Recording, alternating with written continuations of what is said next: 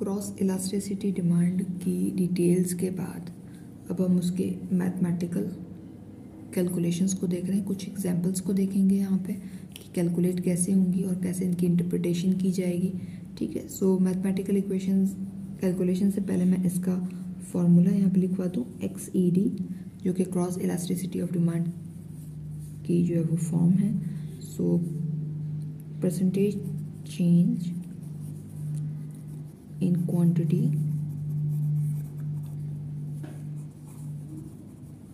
Demand for good 1 या A आप जो में से लिख लीजिए। ठीक है, percentage change in price of good B। ठीक है, अब जब मैं इसको मज़ीद एक्सटेंड करती हूँ और एक फार्मूला कुछ इस फॉर्मेट में लिख दूँ कि वो हमारे लिए इजी हो जाए इसको समझना, सो ये कुछ इस तरीके से आ जाएगा। ठीक है, वेयर P2B गुड चेंज है, P1B P1B। ठीक है, सो अब इसको अगर यहाँ पे मैं एक्सप्लेन कर दूँ कि Q2A और Q1A क्वांटिटी डिमांड, ठीक है, final quantity demand of good A। Similarly ये हो जाएगा initial quantity demand of good B A। ठीक है, प्राइस जो है वो गुड B की होगी। सो यहाँ पे मैं लिखती हूँ P2B, ये है final price of good B। Similarly P1B जो है वो इनिशियल प्राइस हो जाएगी ऑफ गुड B। ठीक है, तो इस फॉर्मूले को हम आगे की एग्जांपल्स में भी यूज़ करने वाले हैं। तो ये एग्जांपल एक मैंने यहाँ पे लिखी हुई है। ठीक है, अब इसमें से अब तक तो आप लोगों को इसमें से डाटा एक्सट्रैक्ट आउट कैसे करना है वो आ गया होगा। तो यहाँ पे मैं लिख रही हूँ Q2A Q1A P2B और P1B। ठीक है, सो पहले इसको पढ़ लेते हैं। The price of Pepsi increases from 2 to 2.5 and as a result demand for Coca-Cola rises from 100 to 120 bottles per day। ठीक है, सो कोका कोला की क्वांटिटी है यहाँ पे फाइनल होगी 120 और ये 100। सिमिलरली प्राइस जो है वो फाइनल है 2.5 और 2 जो है वो उसकी इनिशियल प्राइस हो गई।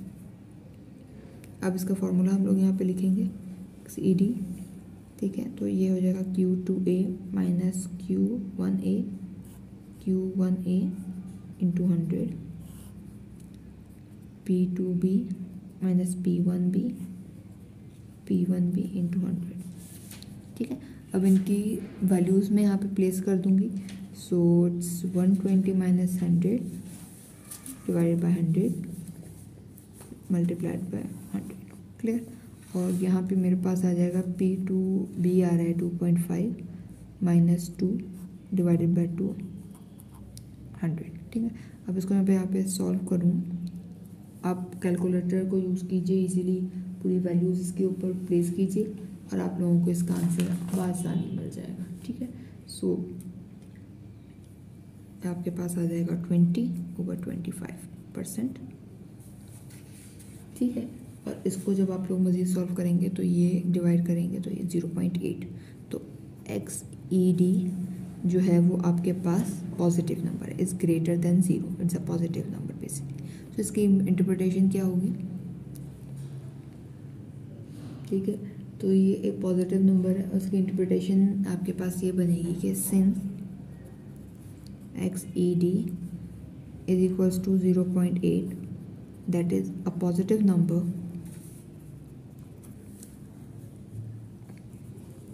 thus we can conclude that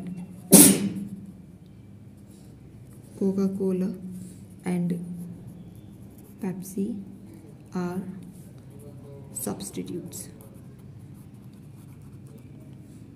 ठीक है, उम्मीद करती हूँ क्लियर हो गया होगा। आगे बढ़ते हैं एक और एग्जाम्पल की तरफ।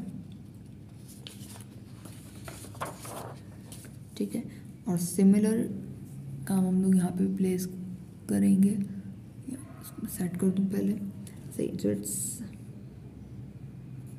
Q2A, Q1A, P2B, P1B। ठीक है, और मैं क्वेश्चन पढ़ती हूँ, साथ साथ मैं डाटा एंटर कर दूँगी। So the price of printers increases from $150 to $180। ठीक है, प्राइसेस की बात हो रही प्रिंटर्स की। गुड भी हमारे पास प्रिंटर्स है जिसकी प्राइसेस है, तो फाइनल प्राइस है 180 और 150 इसकी इनिशियल प्राइस। ठीक है, causing the demand for printers ink cartridges to fall from 500 to 400 units per month. ठीक है, सो प्राइस के इंक्रीज की वजह से क्या हो रहा है, जो प्रिंटर की इंक की कार्ट्रिजेस थी उनकी जो क्वांटिटी है वो कम हो रही है। ठीक है, 500 से 400 की तरफ मूव कर रही। सो 400 इसकी फाइनल क्वांटिटी और 500 इसकी इनिशियल क्वांटिटी। अब हम इसके फॉर्मूले क्वांटिटी के अंदर जो है इसको प्लग इन कर देंगे। Q1A into 100, P2B, P1B।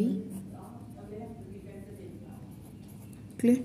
अब इनकी जगह पे पास हमने इसकी वैल्यूज चूँकि डाटा तो एक्सट्रैक्ट आउट कर चुके हैं, बस इनको वहाँ पे रखेंगे। ठीक है, सो इट्स 400 माइनस 500 इंटू 100।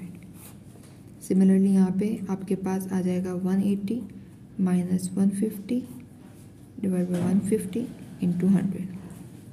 ठीक है, अब आप इसको सॉल्व कीजिए और सॉल्व करने के बाद जो है आपके पास आ जाएगा -10/20। तो इसका जो जवाब है वो आ जाएगा आपके पास -0.5। ठीक है, सो XED 0.5। ठीक है, since XED is less than 0.5 which is a negative value। ठीक है, which is a negative value, और thus it indicates that printers and printer ink cartridges are complementary goods।